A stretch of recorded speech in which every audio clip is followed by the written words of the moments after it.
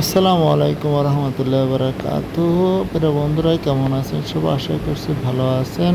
আমি আল্লাহর রহমতে ভালো আছি। এই চ্যানেলে 4 নম্বর পর্বে আপনাদের সবাইকে স্বাগত জানাচ্ছি। 4 নম্বর পর্ব।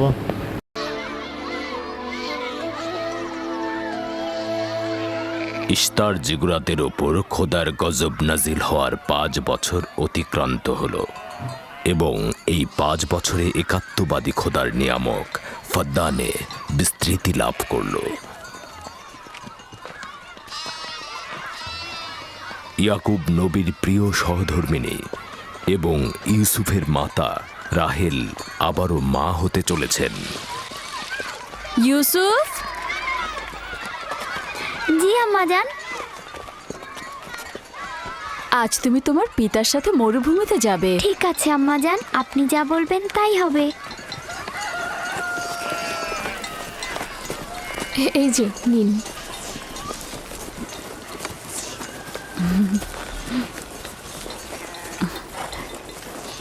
অনেকদিন পর আমরা একসাথে বের হলাম।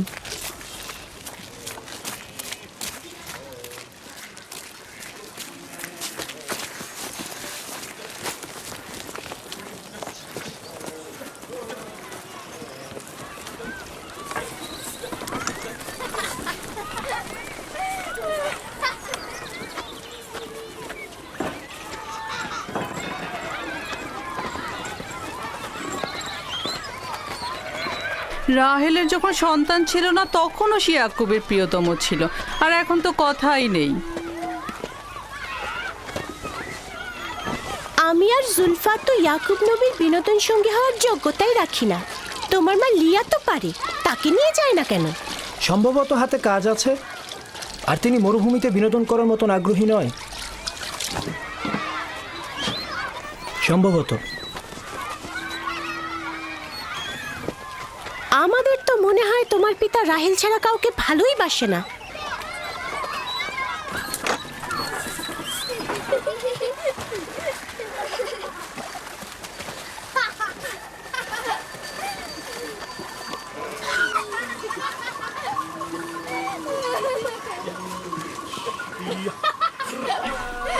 হুশ হুশ হুশ হুশ যা যা যা হুশ যা হুশ হুশ হুশ হুশ যা হুশ যা। 15 বছর পূর্বে তোমার সাথে আমার প্রথম পরিচয় এই কূপের পাশেই হয়েছিল। আমি ওই দিনই জেনেছিলাম আপনি আমার ফুফাতো ভাই। আমি ওই দিন বুঝেছিলাম তুমি আমার মামাতো বোন। সেই দিন থেকে এই ভালো লাগা শুরু। পিতা ইসাহাক ও মাতা রোদকা মনে হয় আমাকে তোমার কাছে হেদায়েতের জন্যই পাঠিয়েছিল। চলো চলো, বাচ্চারা সবাই এগিয়ে গেছে। হ্যাঁ হ্যাঁ, চলো। চলুন।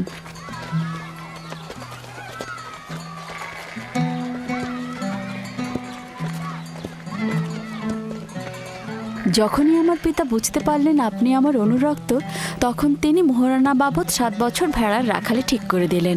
আমি সেটা গ্রহণও করলাম, কিন্তু 7 বছর পর তোমার পিতা লিয়াকে আমার সাথে বিয়ে দিয়ে দিল।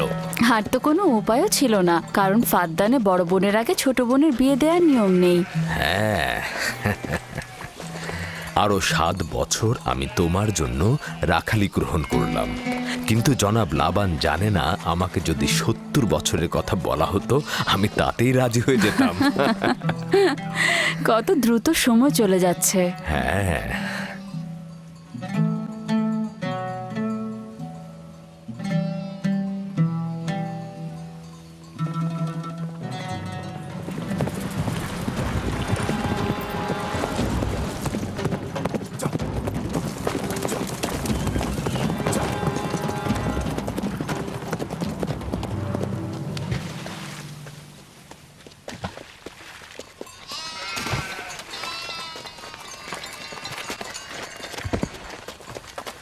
কেন জানি না আমার জন্মস্থান ক্যানানের কথা খুব মনে পড়ছে।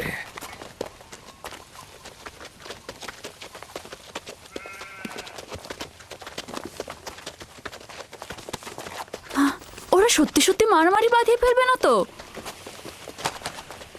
চিন্তা করো না, ওরা নিজেদের শক্তি পরীক্ষা করছে। তারা মনে করে যে সবচাইতে শক্তিশালী যে হবে সে হবে আমার উত্তরাধিকারী।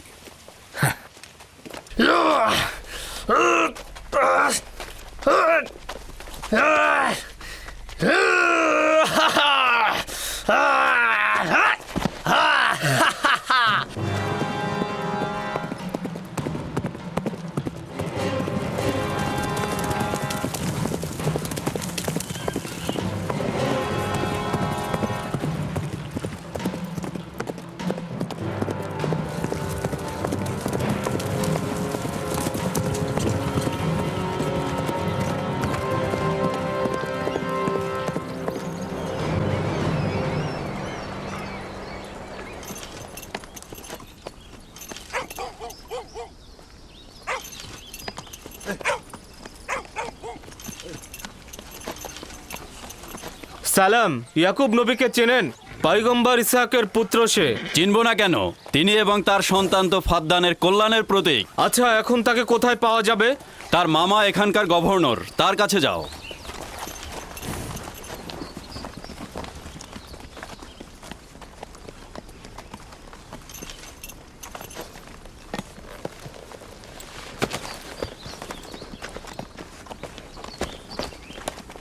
কি চাই? কানান থেকে বার্তা এনেছি, জনাব গভর্নরের সাথে কথা বলতে চাই। ঠিক আছে, আসুন।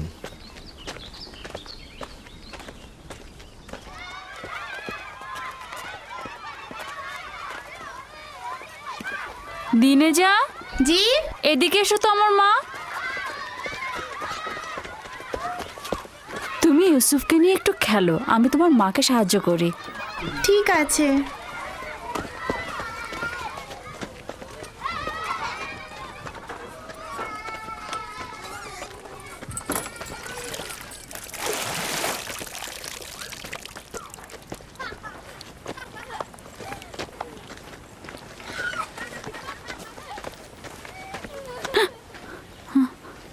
রাহেল, কোনো খবর আছে?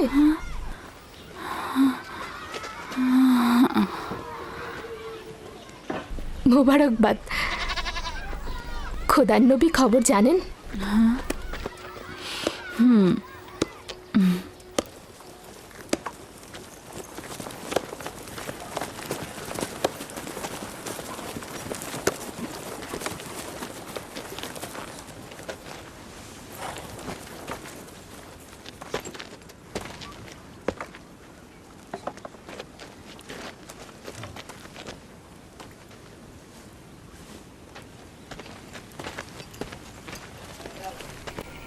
সালাম নানাজান। সালাম আব্বাজান, খোশামদেদ। সালাম, হঠাৎ করে আমাদের স্মরণ করলেন?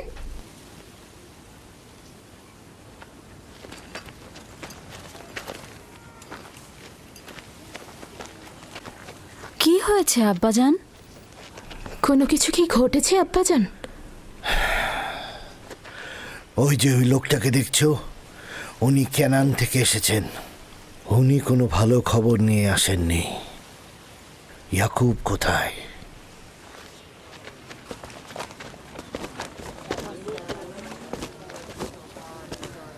বাবা, আমার প্রিয় মামা লাবান, কি খবর?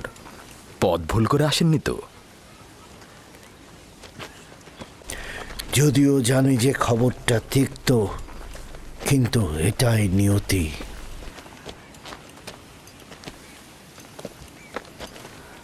আসলে কি হয়েছে? তোমার পিতা ইসাক নবী অনন্তের পথে যাত্রা করেছেন।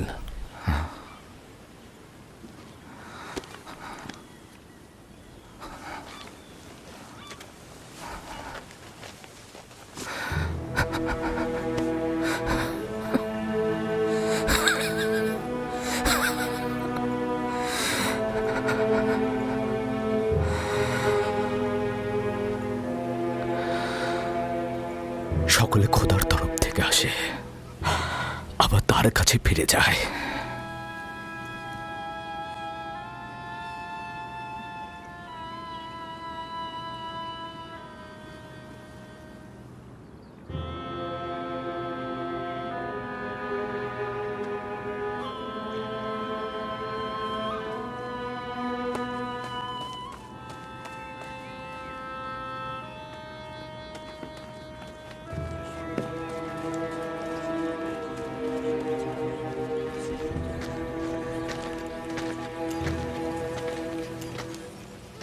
এখন কি সিদ্ধান্ত নিচ্ছ খোদার নবী? ইব্রাহিম নবীর পরে কানানের লোকজনের পয়গম্বরের দায়িত্ব আপনার উপরে পড়েছে, আর আপনার বোন ফাইকে বলেছে এই খবর আপনাকে পৌঁছে দিতে। তার মানে কি তুমি চলে যাবে? মৃত্যুর হাকিকাত অনিবার্য, যা সকলকে বরণ করতে হয়। কেউ পালিয়ে বাঁচতে পারে না, এমনকি আউলিয়া ও আম্বিয়া একরামগণ। আমি তোমাদের প্রতি কৃতজ্ঞ। আমি খোদা তাআলার কাছে সবর ও সহনশীল থাকার তৌফিক চাইছি। হে খোদার নবী, যদি আমরা কসম করি যে আপনার ফরমানের প্রতি আমরা অনুগত থাকব, তাহলে কি আপনি ফাদ্দানে অবস্থান করবেন? আমি ফাদ্দানের জনগণকে ভালোবাসি। তোমাদের ত্যাগ করা আমার পক্ষে কষ্টকর। এটা আমার ইচ্ছা নয়। আমি আমার নিজের ইচ্ছাতে যাচ্ছি না যে আমি নিজের ইচ্ছাতে থাকব।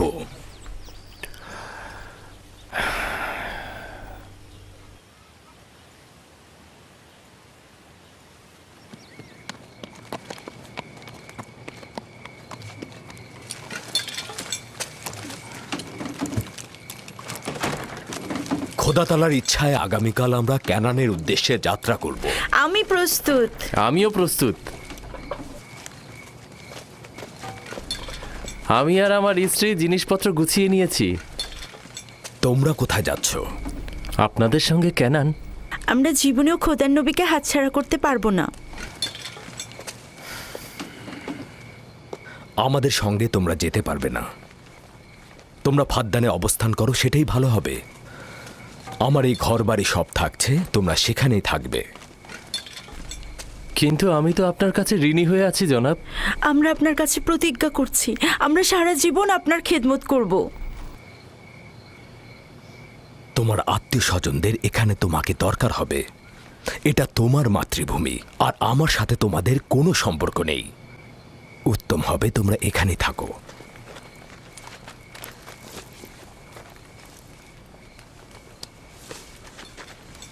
খোদা তাআলাকে অসংখ্য কৃতজ্ঞতা জ্ঞাপন করছি যে আমাদেরকে হেদায়েতের নূর দিয়েছেন।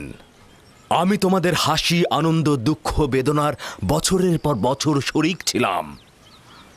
তোমরা একদা নির্জীব পাথরের পূজারী ছিলে। খোদা তাআলা একত্ববাদের নূর তোমাদের কলবে ঢেলে দিয়েছেন।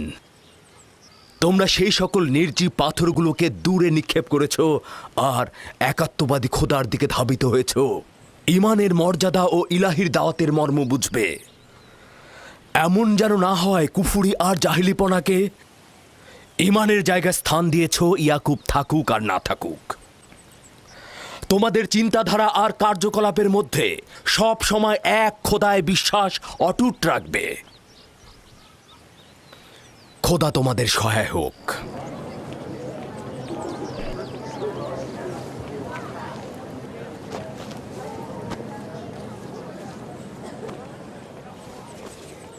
তুমি বছরের পর বছর আমার হয়ে রাখালি করেছ, কোনো উপহার গ্রহণ করনি।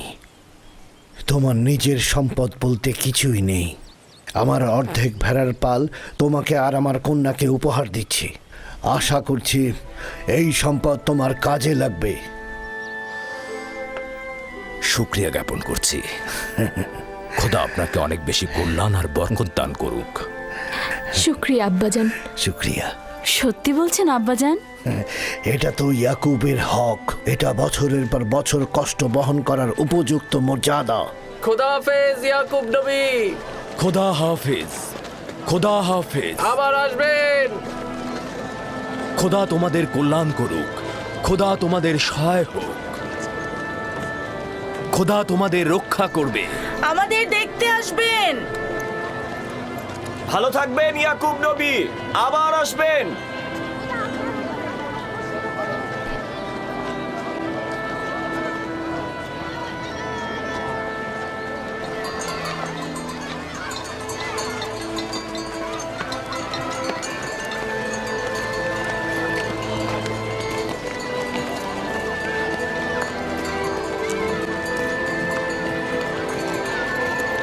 খোদা তাআলা তোমাদের রক্ষা করবে। তোমরা অবশ্যই ক্যানানে আমাকে দেখতে আসবে। খোদা হাফেজ।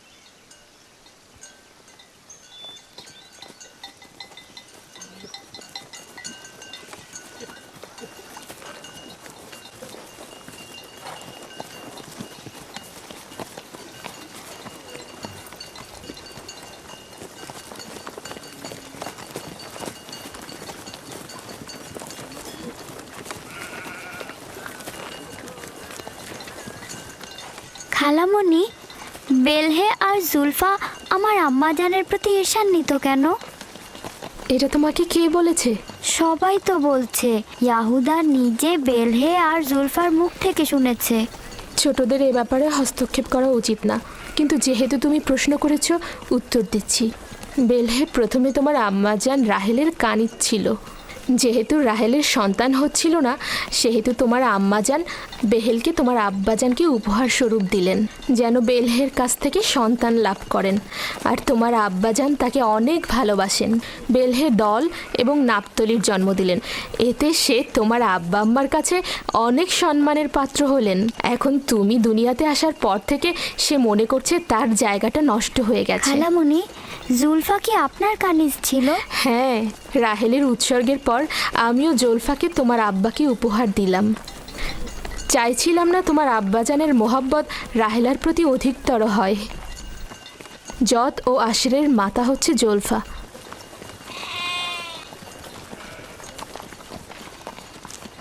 লাবি, শামুন, কেন শামুক গতিতে চলছো? ভেড়াগুলো সব ছড়িয়ে ছিটে গেছে, একত্রিত করো।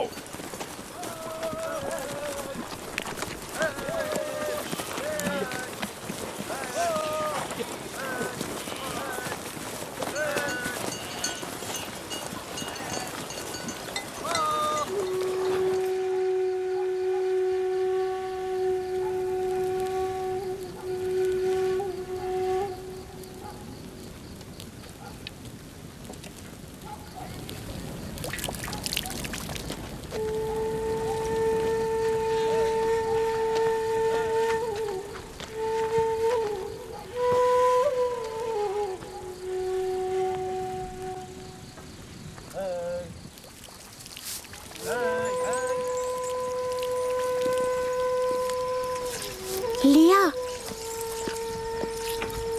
তুমি দেখেছো ইয়াকুব রাহেলের স্থানটা সবার উপরে দিয়েছে?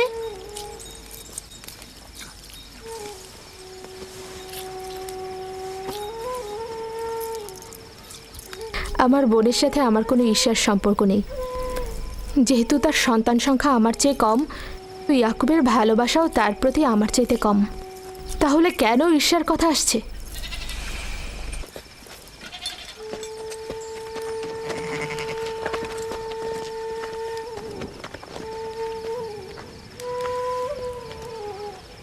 এটা তো পরিষ্কারই, তারা দুজন বোন। আমার পক্ষে কি আর কথা বলবে?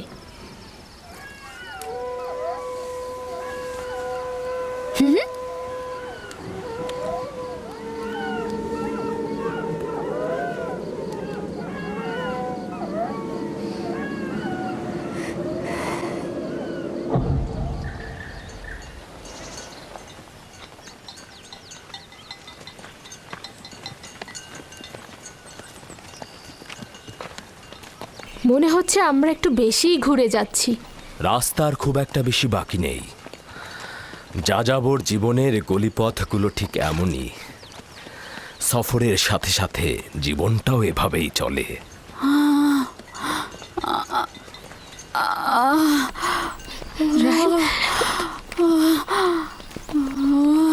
কেমন আর কত দূরে? আরো তো প্রায় 9 মাইল।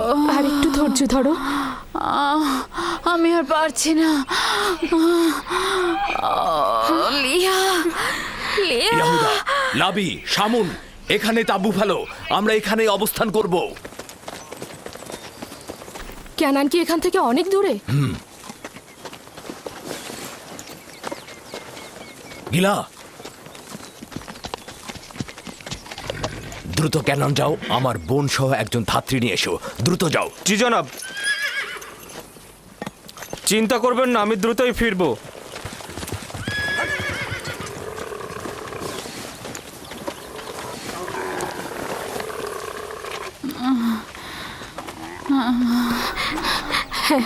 সাবধানে নামো, সাবধানে।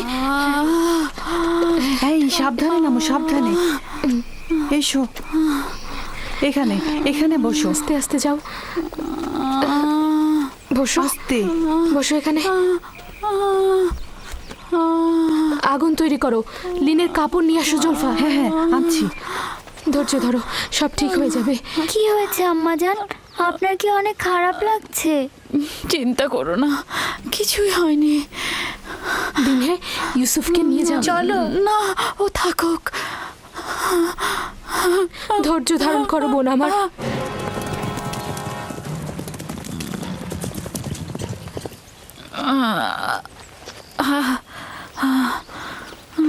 আম্মাজান, আম্মাজান কি হয়েছে? আম্মাজান আমাকে ছেড়ে দাও, আমাকে ছেড়ে দাও। আম্মাজান, আম্মাজান, আম্মাজান কি হয়েছে? দিনে ইউসুফকে সামনে রাখো। এদিকে এসো। ইউসুফ, তুমি বাবা আমার সাথে চলো, আমার সাথে এসো। আম্মাজানের কি হয়েছে? কিছু হয়নি আমার পুত্র। ইউসুফ, তুমি ওখানে যেও না। আব্বাজান, আমার আম্মাজানের জন্য ভয় লাগছে। ভয় লাগার মতো কিছুই হয়নি, আমি তো আছি। শান্ত হ বেটা, শান্ত হ।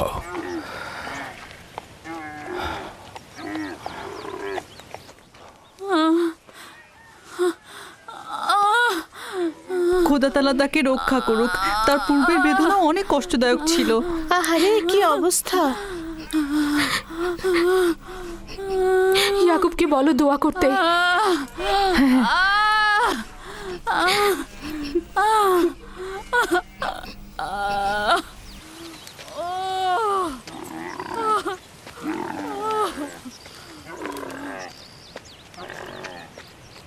কি খবর? রাহেলের অবস্থা কেমন? এখনো কোনো খবর নেই। লিয়া বলেছে আপনাকে তার জন্য দোয়া করতে। তার অবস্থা একেবারেই অনুকূলে নয়। আমাদের আরো কিছুক্ষণ সবুর করতে হবে। ধাত্রী পথেই আছে, যাও তার দিকে লক্ষ্য রাখো। আব্বাজান, আম্মাজান কি আমাদের ছেড়ে চলে যাচ্ছে? তোমাকে কে বলেছে এগুলো? তোমার আম্মাজান তোমার জন্য ভাই নিয়ে আসবে। কিন্তু আমার ভয় লাগছে। ভয় পেও না আমার পুত্র। দিনে জি আব্বাজান। ইউসুফকে নিয়ে খেলা করো। এসো ইউসুফ।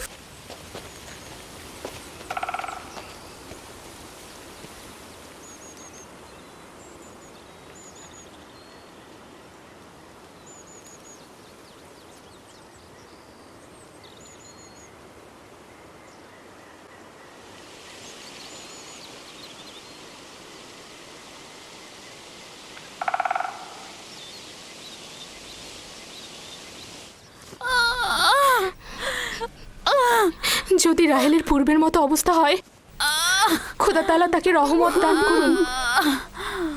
আমার কিন্তু মনে হচ্ছে এই যাত্রায় আর রক্ষা হবে না। বদ চিন্তা থেকে মুক্ত থাকতে পারো না, অলক্ষণে পেঁচা।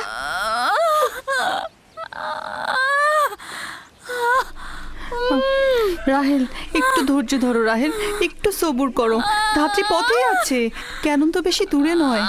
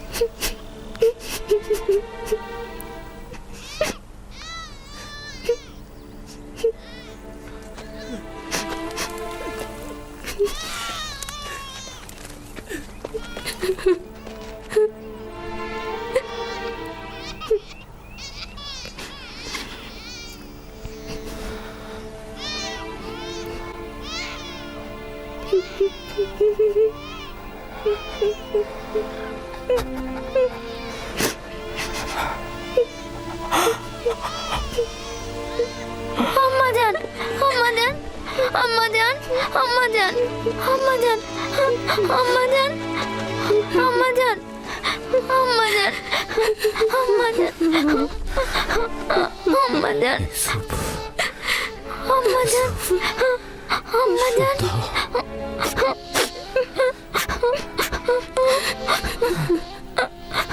আম্মাজান, আম্মাজান, আম্মাজান, আমার সন্তানকে দেখে রাখবেন, আমার ইউসুফকে দেখে রাখবেন।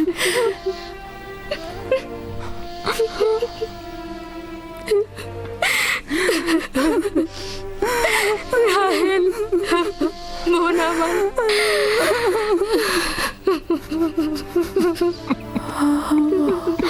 ওদেরকে কখনো অবহেলা করবেন না। মায়ের অভাব যেন ওরা বুঝতে না পারে, কথা দিন। আম্মাজান, আম্মা, আম্মা, আম্মা,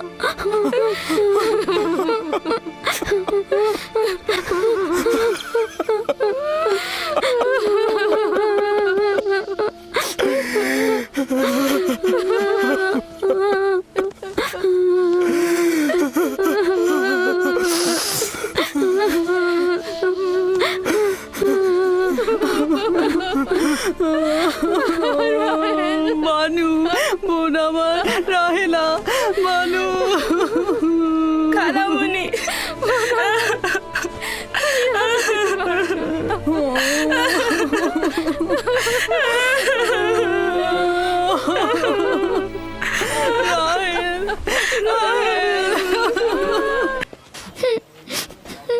তবে খবরদার টাকনুর নিচে এই জন্য আপনার প্যান্ট লুঙ্গি পাজামা যেন না যায়।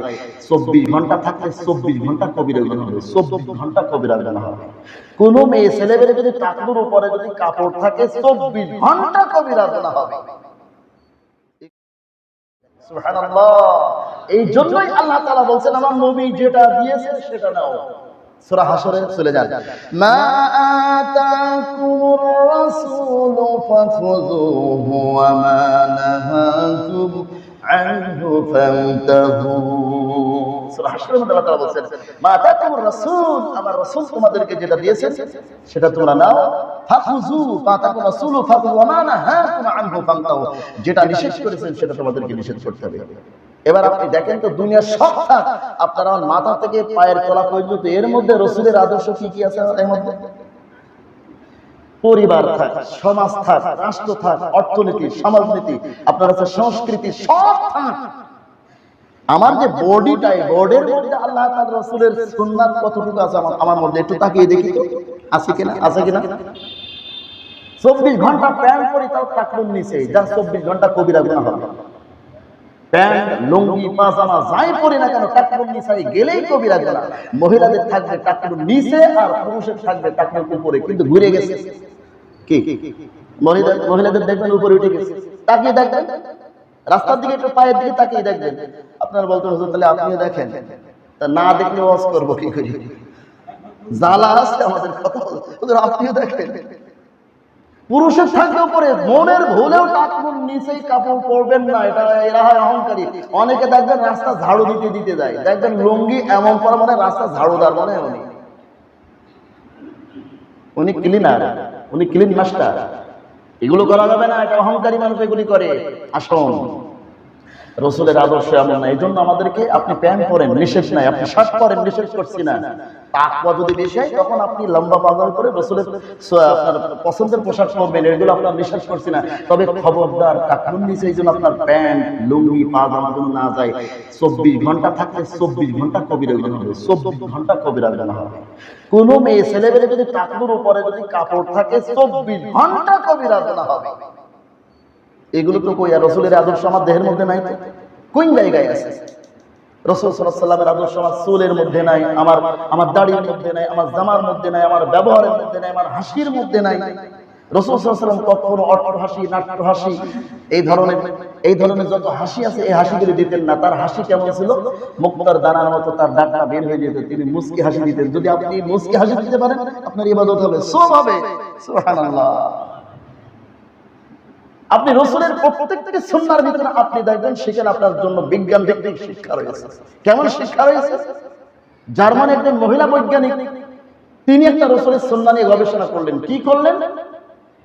তিনি বলতেছেন যে রাসূল সাল্লাল্লাহু আলাইহি ওয়াসাল্লাম বলেছেন একটা কুকুর নাকি একটা খাবারের পাত্রে মুখ দিলে 7 বার মাটি দিয়ে মাছ দেওয়া হয়, ভীম দিয়ে মাজলে হবে না। এই মাটির মধ্যে আবার কি মেডিসিন আছে? এই ভীম টিম দিয়ে মাজলে হবে না, মাটি দিয়ে মাজা লাগবে। তাহলে মাটির মধ্যে কি মেডিসিন দিয়েছেন মহান রব? কতগুলো গুণ দিয়েছেন এর মধ্যে। জার্মানি বৈজ্ঞানিক ওই মহিলা তিনি গবেষণা শুরু করলেন।